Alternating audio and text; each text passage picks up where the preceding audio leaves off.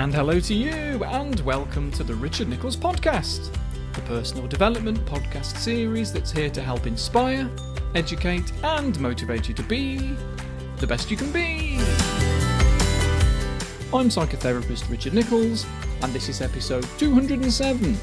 It's titled Jealousy. And if you're ready, we'll start the show. Happy New Month, pod fans! It's November already. Unless you're a patron of mine on Patreon, in which case you've got this episode a few days early and it's not even Halloween yet. Woohoo! An early release of a personal development podcast episode. Non-patrons must be so jealous. And I know that that's sort of shoehorning today's topic into the intro, with all the subtleties of a foghorn in a caravan, to which I offer no apology, other than to say that it's not actually what jealous means, not in the psychological sense anyway. Over the last few generations, we've tended to use the word jealous when referring to envious, haven't we? Because jealousy is the feeling that comes from the worry about someone taking something of yours, and envy is the feeling of wanting something that someone else has. So, being pedantic, if you ever say, "I love your shoes, I'm so jealous," that makes no sense, unless they were your shoes in the first place and your friend is literally walking off with them. Although, taking that analogy further, the feeling that can come from looking at your friend's shoes as they walk away from you is envy, but the feeling that can come from watching your husband look at them as they walk away from you, that would be jealousy. And not everyone experiences it, so it's complicated. But one team of researchers who tried to pin down a simple definition of it describe it as, and I quote, "a form of angry, agitated worry whose goal is to anticipate and avoid surprise and betrayal." And I like that because it explains everything in one sentence. And actually, that same process is responsible for a lot of anxiety in other situations, isn't it? If anxious thoughts are all about trying to avoid surprises, by making us think about everything that could happen as a way of avoiding the surprise, we'll be doing nothing but thinking anxious things for 24 hours a day, because the imagination has no limits. But if you couple this with a fear of rejection, which, although no one likes, some people have that fear turned up too high, then we have a problem. Interestingly, what we find is that there is what's called a curvilinear association between the investment in a relationship and jealousy. Curvilinear because if you plot it on a graph, it starts off low at the start of a relationship, where there's less investment in the relationship, hits a peak when there's been quite a decent amount of time invested in the relationship, and then jealousy goes down again as even more time is invested in it. Because the pain of being rejected by someone you've only really just started seeing is obviously less than if you've been together for 12 months. But as relationships go on, there's usually more trust built. It's important to know this because one thing that people worry about when they find themselves jealous to the point of spoiling the relationship is that they think that the more serious they get, the more jealous they'll be in the future, as if the graph of jealousy and time is a straight diagonal line, but it's not. It's curved, like a bell shape. But obviously, this is under the condition that you feel secure and safe. But if we have attachment injuries, then jealousy can really dominate. And if you're unsure what I mean by attachment injuries, then I certainly encourage you to look into attachment theory in psychology. It's absolutely fascinating and explains so much about why we feel the way we feel sometimes. If you're a Patreon supporter, then you can find some extra episodes all about attachment theory by using the tags feature and filtering for attachment directly on my Patreon page. If we have attachment injuries, you see, and we find it really easy to become insecure, then recognize that that's what it is. Because jealousy can masquerade as lots of different emotions. We might call it jealousy, but it could be loneliness, anger, frustration, disappointment. It could be a coping strategy that prevents your ego being damaged. Our instincts might think that by demonizing someone, by being super critical and judgmental of them, it could prevent them hurting you. Of course, it's nonsense, but if you've ever heard me talk about attachment theory before, then you'll probably remember those children in the Mary Ainsworth Strange Situations studies. Some of them, after being left in the room by their mum, when she came back in, the toddler would hit them.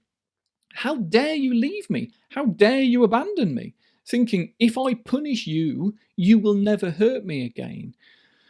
Well, it doesn't work when we're 12 months old, and it's not going to work at any other time either, not really, because changing the outside world isn't likely to change the way you feel internally. Remember, when we're developing our personalities, if there's an attachment injury, we tend to go one of two ways when trying to understand it. Either I am good and everyone is bad, or everyone else is good and I am bad. Whichever way we go, if it leads on to jealousy, then trying to change your surroundings won't heal the injury. Forcing your partner to give up on social interactions so that you always know where they are won't make you feel more lovable and deserving. It might actually lower your self-esteem instead and make the injury worse. Not just because you could end up thinking of yourself as a bad partner that's controlling and manipulative, because you might not think that, because sometimes other people are bad and I am good. But living in a world where the only way to feel safe is to control other people is a recipe for disaster. If it becomes who you are and what you do, then it's always there. This fear, this anxiety, this need to control, because it feels that if you don't, then something bad is going to happen. That's not good. Because then, when all your partner does is take their phone out of their pocket as they walk to their car to send a message to a colleague to tell them where they need to go for their meeting at 9 o'clock, it becomes a huge issue. You don't need to know everything that goes on in the world in order to be protected. It's impossible. But if the default place is fear, then them taking their phone out becomes evidence that they're going to reject you. So it's important to go inside of yourself rather than outside, so as to look at what jealousy is to you. Is it a fear of rejection? Is it loneliness? Is it that your expectations aren't met and it's frustrating? Once you notice that there's more going on, it's easier to understand your anxiety and not get triggered when your partner goes away on a business trip or is late home from work. And this isn't just a sexual thing either. People can be jealous that their partner is spending time with friends and know full well that all they're doing is sitting around a coffee table talking nonsense and playing FIFA. But it still makes them feel insecure to be alone. Yet it's a good idea that we have external interests, friends and interests outside of our relationship. It's healthy. It's recommended. I saw a great thing on Twitter last week, which was a comic strip that I finally tracked down to a London cartoonist called Lily O'Farrell. Hello, Lily, if you're listening. It was of a couple watching a romance film or something, and one character on their TV says to the other, "You're my world." And in the cartoon, this guy says to his girlfriend, "Oh, is that how you feel about me?" And she says, "No, I love you, but it's more complicated than that." And she explains that she doesn't just have one world, that she lives in a galaxy with lots of different worlds. Worlds of hobbies and weird interests, family and ambitions. She says that there's a big planet that represents him, and she's so glad that he's there, but she has to keep all of her planets turning, otherwise none of them would work. And for some people, that's a lot to accept. But that's how healthy relationships are. It means that there's more to you than the relationship. If the two of you become blurred and enmeshed, it can feel very stifling. In a lot of situations, what we might call jealousy is probably loneliness, because the other person has more than one world and you don't. So, despite what the Spice Girls led us to believe, having two become one is not a good idea after all. Yeah, my wife is massively important to me, of course, but I can't put all my happiness expectations on her to provide it. She's external. I know it's not very romantic to say that love has no real value, because it's good to be in love, but, well, what is love anyway? I think I made an episode called that once, and I can't remember what I said. Probably that it doesn't exist and love is just a habit, a familiarity. It might be nice, but it's still external. It's still something that can't be controlled. It could be taken away. we need to be happy, safe, contented, whatever, ourselves first, and the love we feel and give is the cherry on the top, the icing on the cake, the bonus Blu-ray with the special features. But there are plenty of happy single people. You might be one of them. But even if you're not, if someone who was single said to you that they had anxiety and depression and they asked for your advice, what would you say? It might be to see a therapist, see their doctor, read about it, learn about it, find out what works for them and what doesn't. Send them on a journey of self-discovery, I don't know. But I tell you what it wouldn't be. You wouldn't say, you need a partner to make you happy. You need to get on a dating app. If anything, if they asked you if that would help, you'd probably say, I'd wait until you're in a better place first so that you don't make bad decisions for the wrong reasons. And who knows if that's the right advice or not? No one. Some people might find that if they have some insecurities and their confidence is low, that being in a good, secure relationship can improve their self-esteem. But it's not guaranteed, is it? So we know that we need to put a little less value on our relationships sometimes. They're great, but they ain't all that. They're not the secret to everlasting happiness. Therefore, it's okay to question your jealousy. See it as something different and control it that way, rather than controlling the outside world instead. So, first thing to do is to prevent jealous behaviours. If you can think differently about the way that you feel, then you're halfway there, but to be honest, it's normal to feel a little put out, even threatened in some way if your partner goes out for lunch with a friend or a colleague. But it's another thing to turn those feelings into texting them every 20 minutes to ask them what they're doing. Recognise that your thoughts are not reality. Your fears are not the truth, so that you can help to prevent what's called emotional reasoning. Emotional reasoning is the process of making conclusions based on emotions and feelings rather than facts and truth. Like, I feel fat, therefore I am fat. I feel stupid, therefore I am stupid. I feel guilty, therefore I must have done something wrong. In the case of jealousy, I feel jealous, therefore they must have cheated on me. Like I say, it's perfectly normal to feel an emotion, but don't use that as evidence in any way. Own it, see it for what it is.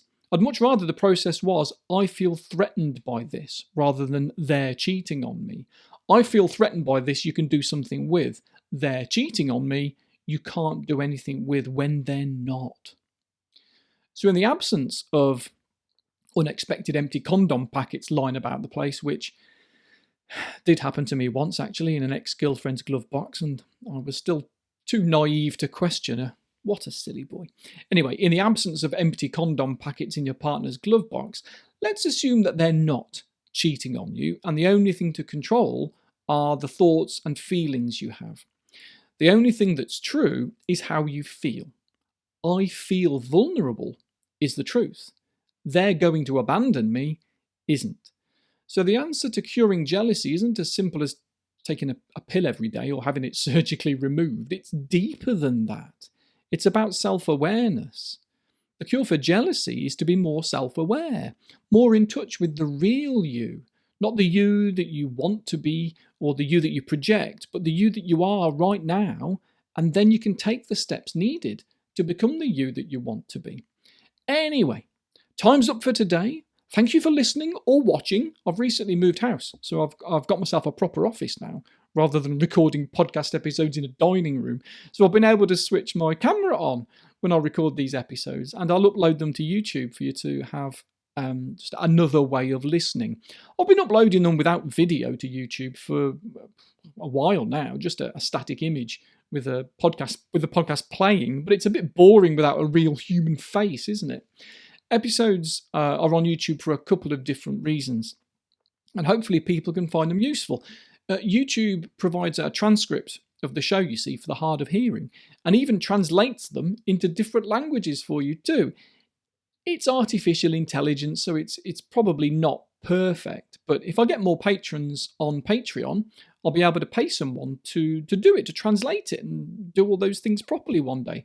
So if you enjoy the show and you'd like to offer some support, then please head on over to patreon.com/envious patreon.com and look me up. It's about £60 for a year or £6 per month, and you get a lot of extra content as a thank you from me for supporting the show. So go do that if you like. And for those of you that already have, thank you very much. I think I love you. I'm about to record the Patreon-only Monday episode now, and it kind of follows on from this episode a bit, as it'll be about loneliness, something that's been a big problem in our culture for a long time, actually, long before COVID made us keep our distance. So I'd like to share some stuff about that. As always, that will be out first thing on Monday morning, and if you're not a patron yet, or an Apple subscriber at least, then by the time you've heard this episode, that one's already out, so go and have a listen if you like. If not, I'll be back for you in December. Take care of yourself in the meanwhile, and I'll speak to you next time. Ta-ta!